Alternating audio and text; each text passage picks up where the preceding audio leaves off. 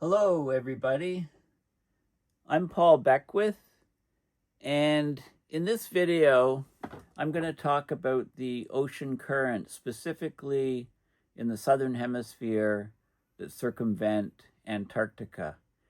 So, the Antarctic Circumpolar Current is a massive ocean current that circumvents the continent of Antarctica, and it's been able to do that since the Drake Passage opened somewhere between 20 and 40 million years ago, and also the passage towards Australia also closed.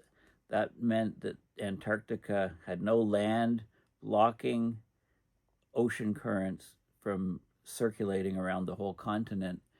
And the ACC, Antarctic Circumpolar Current, is the strongest current in the world. In some places, where I think in South Africa, where the Agulhas current is, you can get up to 147 sverdrups of flow. A sverdrup is 10 to the 6 cubic meters per second volume flow rate.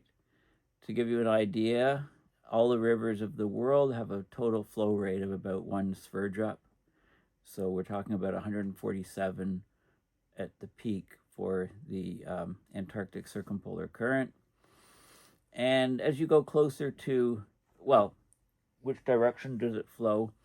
It flows from west to east. So if you're looking at Antarctica from out in space somewhere, off the South Pole, then the water is flowing in a clockwise direction because warm water coming from higher latitudes deflects to the left in the southern hemisphere because of the Coriolis force, forcing the water around in a clockwise fashion around the continent. Now, closer to the continent, right next to the land on the continent, you have this Antarctic coastal current, which is flowing generally westward. It's flowing from the east to the west, the opposite direction to the ACC. And you also have a current that's a little bit further out. If you take the isobath or line of constant depth of 600 meters around Antarctica, then if you're closer to the coast, it's the Antarctic coastal current. And if you're a bit further from the coast, it's the Antarctic Slope Current. So a new paper has come out on the Antarctic Slope Current, how it's actually speeding up because of climate change. One of the things is you get a lot of meltwater, the water's lighter, it can move faster, but it means that there's more turbulence in that flow. There's more eddies, and it's those eddies that bring in warm water from higher latitudes towards Antarctica, and this is a problem because then it gets under the ice sheets and it melts the ice sheets from below. And we've often talked about the AMOC, or the Atlantic Meridional Overturning Circulation, this thermohaline circulation, which connects the planet, all the oceans of the planet, by this flow. And that's slowing down in the Antarctic, the Atlantic Circumpolar Current. The Atlantic Meridional Overturning Circulation is slowing down. So that means there's less heat being transported to the Arctic. There's more heat in the tropics, more heat going into the southern hemisphere. If that shut down, the melt of ice in Greenland would greatly reduce. You could even get growth of ice there on the continent, but the Antarctica gets so warm that the melt rate from Antarctica far exceeds the loss of the melt rate that you get from Greenland. So the net effect is the melt rate overall globally would be much, much larger. Sea levels would rise very, very quickly, several meters, if that happened. And basically the climate would be completely different on this planet. It would change. So it's all connected. So what we're seeing, the bottom line in the oceans around Antarctica, is the deep water formation is reducing. So as the whole thermohaline circulation slows down, we're getting deep water, less and less deep water formed. And a lot of that is due to the meltwater coming off both Antarctica and Greenland. And the water is fresh, of course, from the ice melt, and it's lighter, and less dense, so it's less likely to replenish the water in the abyss of the ocean because it's fresh. It's not going to sink down. The like I said, the Antarctic Slope Current is increasing in strength over time with climate change quite significantly. So it acts as a barrier to keep that warm CDW, or circumpolar deep water, away from the ice in Antarctica. But because it's stronger and there's eddies, that barrier around Antarctica is decreasing, so we can get more warm water underneath the ice shelves and ice sheets in Antarctica. So let's have a look at at this recent paper and talk about the significance of it. So this, of course, is Earth Null School, a great app which I use all the time. And we're looking at the ocean and the currents overlay around Antarctica, and you can see this is the Antarctic Circumpolar Current. If I zoom in here a bit, you can see the arrows, the direction of water flow. You can click on the pixels to get the actual strength of the flow. Here, for example, this is in knots, or you can click this, miles per hour, meters per second, kilometers per hour. Okay, so you can look at how, through the Drake Passage, you can imagine millions of years ago when this was connected and the current couldn't go completely circumvent Antarctica. The world was quite different. And here's some currents over here. You can see this is the Agulhas current, and the flow, it's very, very fast here, 6.7 kilometers an hour. 6 kilometers an hour. So this actually flow boosts the velocity of the Antarctic Circumpolar Current in this region. And you can see all the nonlinear behavior, the swirls and eddies and so on around Antarctica. But what we're talking about is we've got these continental shelves around Antarctica, and we've got these coastal currents, and then a bit further out past the 600-meter water depth isobath, if you like, we have the Antarctic Slope Current. So if you want to look at the ocean currents around the planet, I'll provide this link, and I don't want to see that right now. I find that it opens things that you can't close, etc. But anyway, I like this link because it's got this diagram of all of the different ocean currents on the planet. Gulf Stream here, Antarctic Circumpolar Current, and this is like what they call a memory map, mind map. You can see, off North America we have the Gulf Stream, off Europe Canary Current, then the Kuroshio off Asia, Japan, the California Current off the west coast of North America, North Equatorial Currents, and then down here we have off Africa the Benguela Current, the Agulhas Current on the other side of Africa, and West Australian Current, East Australian Current, Peru Current. So it lists all the Brazil Current. So it lists all of the oceans, the globe, all of the currents, and so on.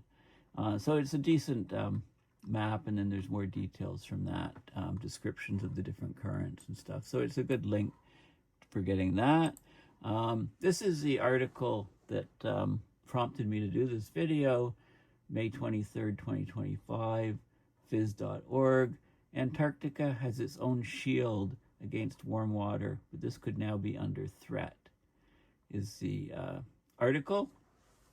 So the new research is in Geophysical Research Letters, and I'll show you that. It's open source.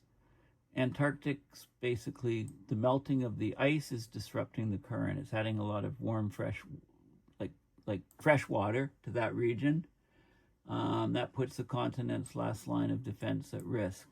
So meltwater from Antarctica is speeding up the current known as the Antarctic Slope Current, and it's set to become even faster by mid-century. So it's increasing in a nonlinear fashion. A faster current is basically more unstable. That means there's more eddies of warm water that can eat away at Antarctica's ice, posing a major concern for stability of the Earth climate system. Faster ice melt means faster sea level rise. Okay, so Antarctica's melting as the world warms causes sea levels to rise. Even just a few centimeters of sea level rise can double the chance of flooding in many vulnerable coastal regions. You don't need much sea level rise to have much larger coastal flooding risk. The meltwater is also slowing down the global network of deep ocean currents, right? The thermohaline circulation. These currents transport water, heat, and nutrients around the planet. So a global slowdown has huge ramifications. So basically, the Antarctic Slope Current moves ocean water westward over the continental shelf. So it's close to the coast, so it acts as a barrier, preventing warm waters from further north from reaching the ice. So it's basically a very important line of defense that keeps warm water away from the ice on Antarctica. And it's under threat. So they studied how the Antarctic Slope Current responds to changes in the wind around the continent, in the heat transport, and in the meltwater. And they used high-resolution ocean sea ice models. Of course, the meltwater makes the ocean around Antarctica less salty, so waters closer to the coast are less dense, they're lighter, they can therefore move faster. So it changes the structure of the slope current, it speeds it up. And over the past 25 years, so from 2000 to 2025, we've had an increase of 14% in the speed of this Antarctic slope current. It's projected to increase about 50% over the next 25 years. So that's a big nonlinear jump. And also the added water, fresh water from the melt, it slows down the movement of the dense, salty coastal water in these almost like waterfalls where the dense, salty water sinks to the ocean floor. And it completes the global overturning current network, or the thermohaline circulation. And this is slowing down. So these things compound the Antarctic slope current. Okay, so you might think that the stronger the Antarctic slope current, the stronger the barrier between Antarctica and the warm waters to the north, but the turbulence greatly increases. Like there's a lot of topography around Antarctica. There's canyons, and there's the ice that's stuck on the bottom and so on. And there's a lot of different structure. So the water, when you speed it up, it becomes more turbulent. So you get vigorous eddies or whirlpools in the water. And these eddies can move large amounts of warm water towards the coast. So it makes melting worse. So a stronger current might be expected to act as a better shield for Antarctica, but the opposite is true. If you think of the air currents, stronger air currents around the continent can act as a barrier or shield. But when it's in the ocean, with if there's increased turbulence, that can have the opposite effect and dominate the effect of the shield effect from speeding the currents. So these eddies amplify the transport of heat towards Antarctica, increasing the melting. Okay, so the Antarctic slope current, it was once a steadfast guardian of the icy continent. Now the current is being transformed by the very ice it protects, melting. So this is becoming a big problem. So let's have a look. Of course, when we say westward, that means moving towards the west.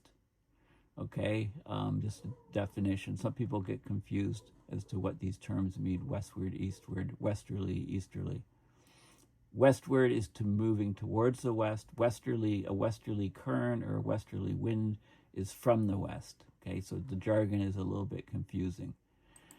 Okay, this is an article from a couple of years ago about the Abyssal Ocean overturning, how this is deep water formation, how it's slowing down because of the Antarctic meltwater. Okay, so that just confirms that there's less deep water formation because of the meltwater from Antarctica. Also, if you want to know more about the Antarctic circumpolar current, there's a very good Wikipedia article. So you know, it's this current here I showed you in Earth Null School at the beginning. It flows clockwise because warm water comes from the north, deflects to the left in the southern hemisphere because of Coriolis force. It's the opposite in the northern hemisphere, it deflects to the right. So you get this counterclockwise, or this clockwise rather, rotation of water. It's a dominant circulation feature of the Southern Ocean. The mean transport is 137 sverdrups. Okay, it peaks at about 147. It also it keeps warm ocean waters away from Antarctica. Okay, and there's this circumpolar current as well. There's the vertical mixing of the water, which is great for the phytoplankton and the marine life, and you get zones of upwelling nutrients, and that's from this thermohaline circulation thing, and that makes life proliferate in those regions where there's lots of nutrients. And the deep water formation also brings oxygen down to the abyss, which is very important for life on the ocean floor. And it's been known to sailors for centuries, these currents. So if you're traveling from west to east, any travel from west to east is greatly speeded up. It makes sailing very difficult to go from east to west. So there's a Jack London story, Make Westing, talks about the mutiny on the Bounty, and one of the problems was they were trying to sail against the ocean currents and getting nowhere. So all the oceans are connected by the Antarctic Circumpolar Current. It's constrained by landform and bathymetry. And it talks about the Drake Passage here and this passage off Australia.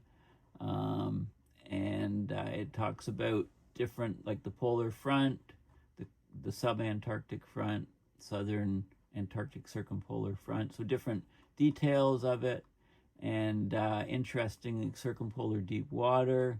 The total current at the Drake Passage. So this is the Drake Passage again up here between the Antarctic Peninsula and South America. The Drake Passage, the narrowest passage. The flow there is the 135 sverdrup, which is 135 times the transport of all the world's rivers combined. All the world's rivers combined is about 1 sverdrup. 1 sverdrup is 1 million cubic meters per second of volume flow rate of the water. Off Tasmania, it gets to about 147 sverdrup. That's probably the largest current volume flow rate of water on the planet. And they talk about the dynamics and the driving effects, and there's Ekman transport, the Coriolis force. Those are some things. And they talk about the eddies, the flow of about 4 kilometers an hour. I showed you, you can just go on Earth Null School and see that. They talk about the formation. So the isolation of Antarctica, formation of the Antarctic Circumpolar Current occurred with the openings of the Tasmania Passage, right, between Antarctica and Australia, and the Drake Passage between South America and Australia. The Tasmanian Seaway separates East Antarctica and Australia. It opened to water circulation about 33.5 million years ago. The opening of the Drake Passage between South America and the Antarctic Peninsula is more disputed, but it was open as early as 34 million years ago. The estimates are between 20 and 40 million years ago. So the current's been around since then, and has a huge impact on everything on the planet, essentially. They talk about the phytoplankton. You need the nutrients coming up to the surface, and phytoplankton blooms, etc., and life. So it's very, interesting. There's a lot of interesting things. They talk about Ernest Shackleton's ship, the Endurance, which, of course, got stuck in the ice and sank, and the currents help preserve these types of shipwrecks by preventing wood-boring shipworms from reaching targets like his ship. Okay, so very good detailed explanation. And you can look at the bathymetry around Antarctica. I just Googled the maps, and looked at images, and here's one here. So you can see shallower water on the continental shelves around Antarctica. And, this is a scale. It's a bit hard to read, but the lighter blue is shallower. And where we're at 600 meters water depth around, that kind of delineates the Antarctic coastal current, which is running between that 600 meter depth and the actual coast, and then the Antarctic Slope Current, which is just out seaward of that. Okay, so this is the so the isopycnals is another definition. Water of equal density, and that's important in some of the diagrams in this paper. So this is a paper in Geophysical Research Letters. It's called Transient Antarctic Slope Current Response to Climate Change, including Meltwater, and it just came out May 21st, 2025, just in the last week. So what does it say? Well, the future response of the Antarctic Slope Current to projected changes in winds, radiative forcing, so heating, and meltwater input. They examine it in a high-resolution ocean sea ice model. The meltwater changes dominate the almost circumpolar strengthening of the Antarctic Slope Current. So it increases in a nonlinear fashion. There was a 14% increase in the strength of that current from 2000 to 2025, and they're projecting a almost 50% increase in that current from 2025 to 2050. So that will really make Antarctic ice vulnerable, much more vulnerable to melting. The nonlinear growth is attributed to meltwater accumulating on the continental shelf. So that's fresh, very fresh water, low salinity, and you get a poleward shifting of the warm waters north of the Antarctic Slope Current, so the warm waters can infiltrate in and get under the ice and increase the melting. So this is a huge problem. Okay, so let's have a look at the figures, and I'm going to start at the bottom, the very bottom figure here, because this diagram explains well what's happening. So let's go down to this figure here. So this was the situation. We've got the Antarctica land over here. We've got the continental shelf here, retrograde. So as the ice melts, it can accelerate melting underneath. This is the ice shelf here, and it's connected, of course, to the ice sheets on the land. And close to the coast, we had, this is in the 1990s, we had the Antarctic coastal current here in this region. And just deeper water and further offshore, we had the Antarctic Slope Current. They're mostly delineated by a water depth of 600 meters around the whole continent. This current is stronger. And we have circumpolar deep water, warm, coming from further higher latitudes, warmer water coming underneath here. And this is the isopycnal, or line of equal density. And then you also get deep water formation, deep surface water. You get the water coming down like a waterfall to the ocean floor because, it's very, very salty, very cold, very dense. So it drops down the side of the continental shelf here. Well, with climate change and warming, this is the situation, and this is what's projected by 2050. It's actually happening now. So we're getting a lot more meltwater from the ice sheets, ice shelves, etc. That warm water is freshening this region, and it's increasing the strength of the Antarctic coastal currents right here in this region, and it's pushing it outwards away from the coast, and it's greatly strengthening in a nonlinear fashion the Antarctic slope water in this region here. It moves the isopyxels move, the top one here over to here, and this one gets very steep. This is the circumpolar deep water goes deeper and closer to the coast, to the continental shelf, and there's less and less, there's much lighter water coming off. The meltwater is, mostly fresh, mixes with the ocean water, becomes somewhat saline, but it's got much less salt than ocean water. And therefore it's lighter and it doesn't want to sink down. So there's less water descending down into the abyss, which of course contributes to the slowdown of the thermohaline circulation, which ties to the slowdown of the AMOC in the northern hemisphere. And so basically this speeds up and there's a lot more turbulence in the water, and that allows more warm water from higher latitudes to come closer to the continent, come underneath the ice, and increase melt rates. So that's the picture of what is going on. And I'll just look at some of the results of this study. So this is showing, so they looked at a control experiment where nothing was changed, and they're looking at this is the flow rate in Sverdrups. So they have a control where it doesn't change. They look at wind effects plus thermal effects plus meltwater effects, and they see how things change. And then they look just at the wind and thermal component, and they subtract the two. So this is just the meltwater component, and they get the largest effect by far from the meltwater. So the meltwater is having the biggest effect. Okay, so that's the key finding. And they look, this is specifically looking at the Antarctic coastal current.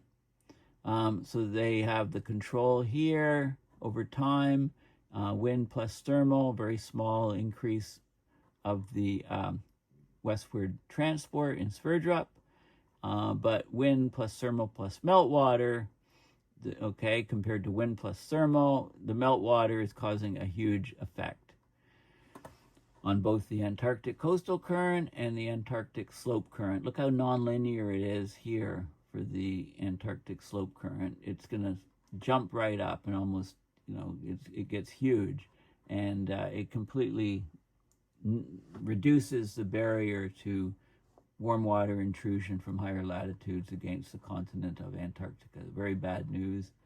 This is the temperature projected, the wind plus thermal and wind plus thermal plus meltwater in both the coastal current and the slope current. And this is the freshening. So the salinity is reducing, right? It's reducing significantly as we get more and more meltwater, right? It's diluting the saltiness of the ocean. This is in practical salinity units. This number here, for example, is 3.42% or 34.2. That's parts per 1,000. So parts per 100 would be 3.42.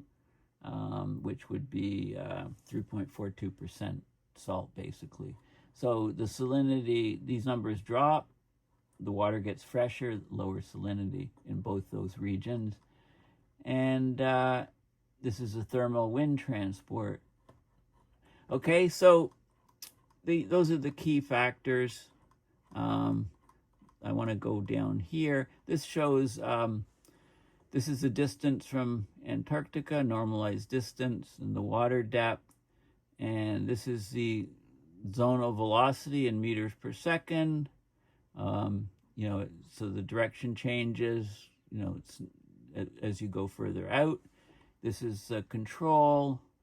This is the 2020s anomaly, and this is the 2040s anomaly. So the current is getting stronger and stronger, and it's going the opposite direction to the ACC. So that's why the values here are negative. Then you get the temperatures. This is the temperature of the water. So the control, the 2020s anomaly, and what's expected in 2040. So a huge warming of the water as the circumpolar deep water comes closer and closer to the continental slope. And then you get the salinity, and it's getting bluer and bluer, which is fresher and fresher. So this is the time mean salinity. This is the anomaly. So it's getting fresher and fresher water, as we've said. And again, this is the key figure saying what's going on. Okay, so we'll go back, and so this is definitely, so the entire picture is changing in the water around Antarctica. We can go back to the beginning. This is the bottom line is that over the next 25 years, we're expecting about a 50%, 49% increase in strength in the Antarctic, in the Antarctic Slope Current water.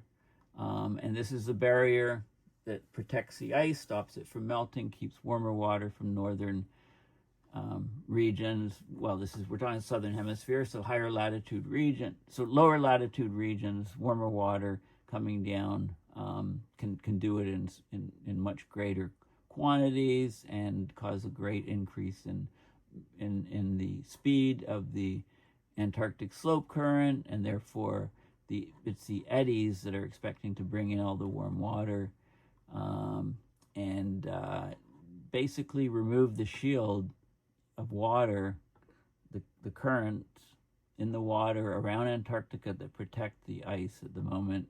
And those are failing, so Antarctic melt rates are going to go way, way up. And of course, if the AMOC shuts down, then it's going to happen much, much faster. Okay, so it's a very sort of important paper, and it's good for explaining it's good to think of the different ocean current systems around Antarctica and how it ties into the overall picture of climate change. So thank you for listening. Please consider going to my website, paulbeckwith.net, and donating to PayPal to support my research and videos. Or if you're into T-shirts, you can get a T-shirt with one of my weather quotes on the shirt. So thanks for listening, and bye for now.